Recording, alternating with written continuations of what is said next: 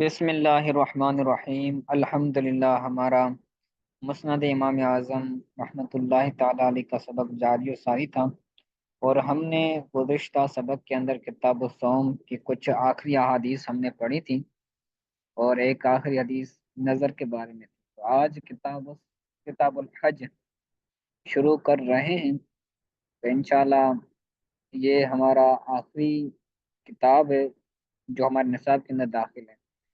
اس کے بعد انشاءاللہ تعالی ہم دوسری کتاب پڑھیں گے، مقدمۃ الشیخ۔ کتاب الحج کے اندر تقریباً 37 روایات ہیں، تو اس کو انشاءاللہ تعالی ارادہ تو یہی ہے کہ اس ہفتے میں مکمل کریں، اور آئندہ جو پیر آئے گا اس سے نئی کتاب شروع کریں۔ ٹھیک ہے، تو آج کا سبق پڑھتے ہیں۔ بسم اللہ الرحمن الرحیم۔ عن عطیۃ عن ابی سعید رضی اللہ تعالی عنہ قال قال رسول اللہ صلی اللہ علیہ وسلم من اراد الحج فلیتعجل۔ حضرت عطیہ سے روایت ہے، وہ ابو سعید خدری رضی اللہ تعالیٰ عنہ سے روایت کرتے ہیں۔ وہ کہتے ہیں کہ نبی کریم صلی اللہ علیہ وسلم نے فرمایا، جو شخص حج کرنے کا ارادہ رکھتا ہے، من اراد الحج، جو شخص حج کرنے کا ارادہ رکھتا ہے، فلیتعجل، تو اسے چاہیے کہ وہ جلدی سے حج کر لے۔ تو یاد رکھیں کہ ہر صاحب ثروت پر، جو بھی صاحب حیثیت صاحب استطاعت ہیں، اس پر پوری زندگی میں ایک مرتبہ حج کرنا فرض ہے۔ 5 ارکان اسلام ہیں، ان 5 ارکان اسلام میں سے ایک رکن حج بھی ہے۔ تو حج اس بندے پر، ہر کسی پر فرض نہیں ہے، حج اس بندے پر فرض ہے کہ جو آنے جانے کا، اور اس کے پاس مال اتنا ہو کہ وہ آنے جانے کا سفر آسانی سے کے ساتھ کر لے، اور پیچھے جو اس کے اہل و عیال ہیں ان کو بھی کفالت کے اعتبار سے ان کو مال دے دے۔ جتنے دن وہ وہاں رہے گا اتنا ان کی کفالت کا ان کو مال بھی دے سکتا ہو، تو اس بندے پر حج کرنا فرض ہے۔ ٹھیک ہے، اور یہ زندگی میں ایک مرتبہ حج فرض ہے۔ حج کی مختلف قسمیں، حج کران بھی ہے، حج تمتع بھی ہے، حج افراد بھی ہے۔ ٹھیک ہے، اس کی بھی وضاحت انشاءاللہ تعالی آگے آئے گی۔ آگے حدیث بیان کرتے ہیں۔ علقمہ سے روایت ہے، وہ نبی کریم صلی اللہ علیہ وسلم سے روایت کرتے ہیں کہ قال الحاج مغفور له ولمن استغفر له الى انسلاخ المحرم۔ یہ محرم نہیں بلکہ محرم ہے، ماہ محرم۔ حضرت علقمہ سے روایت ہے، وہ نبی کریم صلی اللہ علیہ وسلم سے روایت کرتے ہیں، نبی کریم صلی اللہ علیہ وسلم نے فرمایا کہ حاجی کے گناہوں کو بخشا جاتا ہے۔ الحاج مغفور لہو، حاجی کے، حج کرنے والے کے گناہوں کو بخشا جاتا ہے، اور اس شخص کے گناہوں کو بخشا جاتا ہے جس کے لیے حاجی دعا کرے یا استغفار کرے۔ کہ حاجی حج کرنے جاتا ہے، پھر وہ جس کے لیے بھی دعائے مغفرت کرتا ہے تو اللہ تعالیٰ اس کی بھی مغفرت فرما دیتا ہے۔ الن سلاخ المحرم، محرم کے مہینے ختم ہونے تک، کہ حج ماہ ذوالحج میں ہوتا ہے، اور ذوالحج کے بعد محرم آتا ہے، ماہ محرم۔ ٹھیک ہے، تو محرم کے اختتام تک جس جس کے لیے حاجی حج کے موقع پر دعا مانگتا ہے، اللہ تعالیٰ ان کی دعاؤں کو قبول فرماتا ہے، اور اس کی بخشش و مغفرت فرما دیتا ہے، اس کی بھی اور جس کے لیے وہ دعا مانگتا ہے۔ آگے حدیث پاک کے عن قیس عن طارق عن ابن مسعود رضی اللہ تعالی عنہ قال قال رسول اللہ صلی اللہ علیہ وسلم افضل الحج العجل والسج۔ کیسے روایت ہے؟ وہ طارق سے روایت کرتے ہیں، وہ حضرت عبداللہ بن مسعود رضی اللہ تعالی عنہ سے روایت کرتے ہیں کہ نبی کریم صلی اللہ علیہ وسلم نے فرمایا افضل حج حج ہے، افضل حج حج ہے، وسج اور سج ہے۔ حج سج اور عج کا کیا مطلب ہے، اس کی وضاحت آگے کر رہے ہیں کہ فَأَمَّا الْعَجُّ فَالْعَجَجُ، جو عج ہے اس کا مطلب عجج ہے۔ عجج کہتے ہیں تلبیہ پڑھنے کو، لبیک اللہم لبیک، لبیک لا شریک لک لبیک، ان الحمد والنعمت لک والملک لا شریک لک۔ تو یہ جو تلبیہ ہے، اس تلبیہ کو کہتے ہیں العجج۔ یعنی حج کے اندر جو افضل چیز ہے وہ تلبیہ پڑھنا ہے بلند آواز سے۔ وَأَمَّا السَّجُّ فَسَجُّ الْبُدْنِ، بدنا کہتے ہیں جو قربانی کے اندر جانور کو ذبح کیا جاتا ہے، اس کو بدنا کہا جاتا ہے۔ حج کے اندر ایک قربانی بھی ہوتی ہے نا، تو اس حج کے لیے یا جو حاجی حج کے بعد جو قربانی کرتے ہیں، اس قربانی کے جانور کو بدنا کہا جاتا ہے۔ تو کہتے ہیں سج سے مراد بدنا ہے، یعنی خون بہانا۔ اور بعد نے کہا وقال بعضهم فسج الدم، بعض نے کہا کہ سج کا مطلب ہے خون کو بہانا، کہ جو جانور ہے اس جانور کے کو ذبح کر کے اس کے خون کو بہانا، یہ سج کہلاتا ہے۔ یعنی حج کے اندر یہ دو کام بہت اہمیت کے عامل ہیں، اور ان کو حدیث کے اندر افضل قرار دیا گیا ہے۔ ایک ہے تلبیہ پڑھنا اور دوسرا ہے قربانی کرنا، ٹھیک ہے۔ وہ فی روایت اخرى فاما السج فنہر الہدی، ایک اور روایت کے اندر کہ سج کا مطلب ہے قربانی کے جانور کا خون بہانا، نہر مطلب خون بہانا، ہدی مطلب قربانی کے جانور۔ آگے حدیث پاک کے ان یحییٰ ان نافع اخبرہ قال سمعت عبد اللہ ابن عمر رضی اللہ تعالی عنہما، یا سے روایت ہے، وہ حضرت نافع سے روایت کرتے ہیں۔ نافع کہتے ہیں کہ کہتے ہیں کہ مجھے اس نافع نے خبر دی۔ کون سی خبر دی؟ وہ کہہ رہے تھے کہ سمیت عبداللہ ابن عمر، میں نے حضرت عبداللہ ابن عمر کو فرماتے ہوئے سنا، وہ کہہ رہے تھے قام رجل فقال یا رسول اللہ صلی اللہ علیہ وسلم این المحل،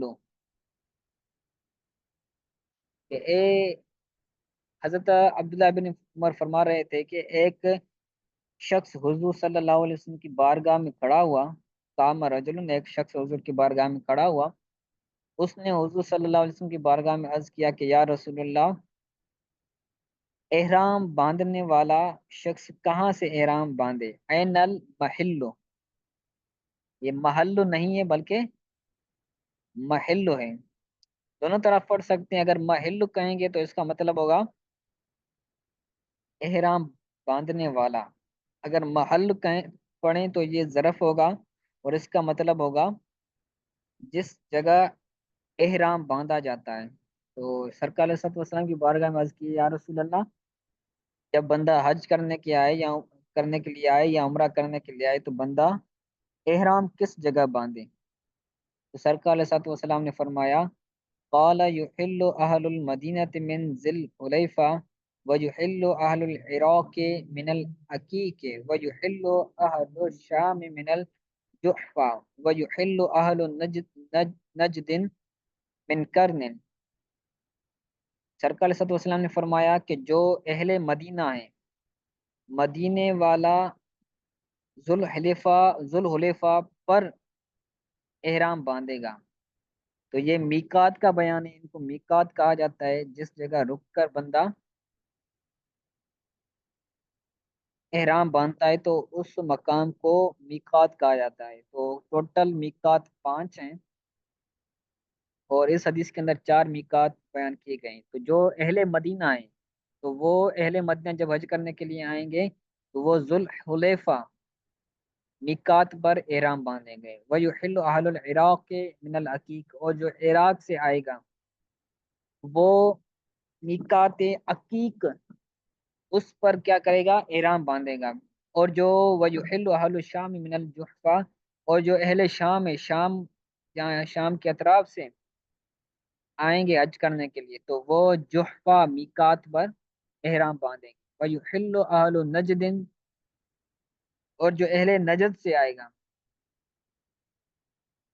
وہ کرن، یعنی کرن المنازل، میقات پر، یا میقات سے پہلے، کرن المنازل میقات سے پہلے احرام باندھے گا۔ ٹھیک ہے، تو یہ ایک ہے کرن،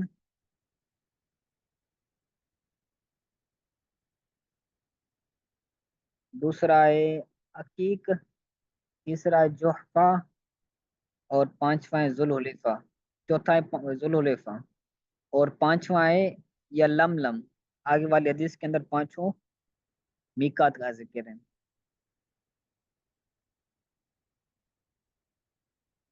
حماد عن ابراہیم عن الاسود بن یزید، حماد سے روایت ہے، وہ ابراہیم سے روایت کرتے ہیں، اور وہ اسود بن یزید سے روایت کرتے ہیں کہ ان عمر بن الخطاب، عمر بن الخطاب رضی اللہ تعالی عنہ خطب الناس، کہ حضرت عمر فاروق رضی اللہ تعالی عنہ نے لوگوں کو خطبہ دیا۔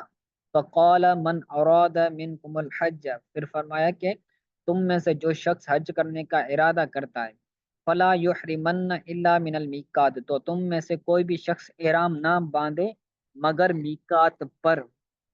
ٹھیک ہے، تو میں نے آپ کو بتایا ہوا ہے کہ میقات اس مقام کہا جاتا ہے جس مقام پر بندہ رک کر احرام باندھتا ہے۔ والمواقیت التی وقتها نبیکم لأہل المدینہ، اور میقات جن کو تمہارے نبی کریم صلی اللہ علیہ وسلم نے مقرر کیا ہے اہل مدینہ کے لیے، جو مدینے میں رہتے ہیں، مدینہ منورہ کے اندر جو رہتے ہیں، ان کے لیے سرکار صلی اللہ علیہ وسلم نے میقات مقرر کیا ہے۔ ومن مر بها من غیر اہلیہ، اور جو شخص مدینے سے گزرتا ہے لیکن وہ مدینے میں رہتا نہیں ہے، من غیر اہلیہ، لیکن وہ مدینے والا نہیں ہے، مدینے کے اندر اس کی رہائش نہیں ہے، لیکن وہ مدینہ سے ہو کر آ رہا ہے، تو اس کا، اور جو مدینے کے اندر رہ رہا ہے، اس کا میقات کیا ہے؟ ذوالحلیفہ۔ جیسے کبھی کبھار کیا ہوتا ہے، پاکستان سے جاتا ہے جہاز مدینہ کے اندر، فلائٹ جاتی ہے مدینہ کے اندر، پھر مدینہ سے پھر بندہ مکہ کی طرف جاتا ہے حج وغیرہ کرنے کے لیے۔ ٹھیک ہے، تو اس کے لیے بھی ذوالحلیفہ ہوگا۔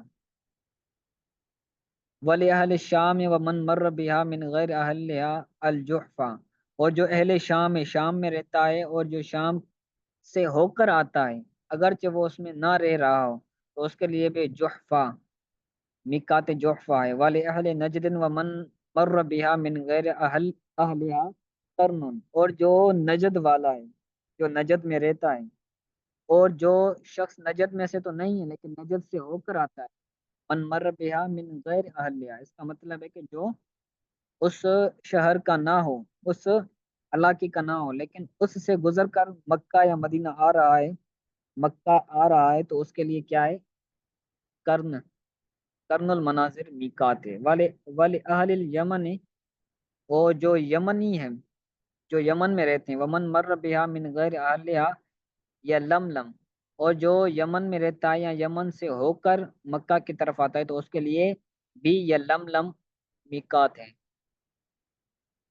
ٹھیک ہے، والے اہل العراق کے والے سائر الناس ذات العرق، اور جو عراق والے ہیں یا عراق کے علاوہ جو اور مقام سے آ رہے ہیں لوگ، ان کے لیے ذات العرق ہے۔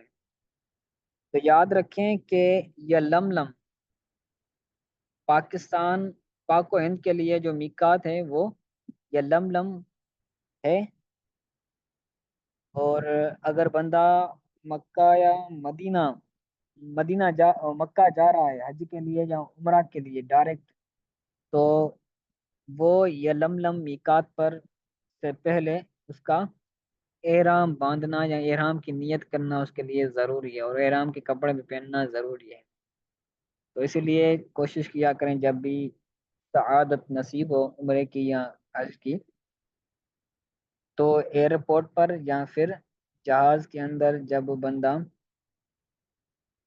اس میقات کے قریب پہنچتا ہے، تو پھر اعلان کیا جاتا ہے کہ بھائی میقات آ گیا ہے، آپ احرام وغیرہ باندھ لیں۔ ٹھیک ہے، تو یہ 5 میقات تھے، ان کے نام بھی یاد کیجیے گا، اور کون سا میقات کن لوگوں کے لیے ہے اس کو بھی یاد کیجیے گا۔ ٹھیک ہے، انشاءاللہ تعالی کل یہ آپ کا سبق پوچھا جائے گا۔ آج کے سبق کے حوالے سے کوئی چیز سمجھ نہ آئی ہو تو پوچھ لیں۔